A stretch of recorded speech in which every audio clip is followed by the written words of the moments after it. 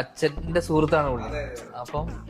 അപ്പൊ ഞാൻ അന്നത്തെ കാലത്ത് ഉണ്ടായിട്ടുള്ള ഇവരുടെ, കാരണം ഇവരുടെ പ്രണയവും ഇവരുടെ ലൈഫിലുണ്ടായിട്ടുള്ള, അപ്പോ അതൊക്കെയാണ് ഞങ്ങൾ സംസാരിച്ചിരുന്നതൊക്കെ. പുള്ളിയുടെ ലൈഫ് എക്സ്പീരിയൻസോ അല്ലെങ്കിൽ സിനിമ എക്സ്പീരിയൻസോ ഒന്നും തന്നെ ആയിരുന്നില്ല.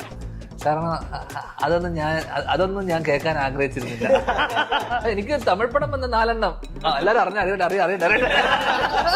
ഞാനും അജോതും കൂടെ 2 ദിവസം റൂമിലിരുന്ന് ചില്ലിങ്. നീരജൊക്കെ വന്ന് വെറുതെ.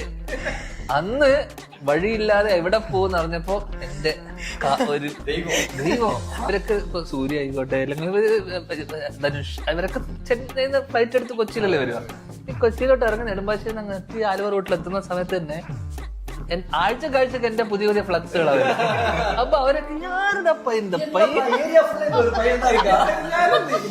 അങ്ക പത്താലേ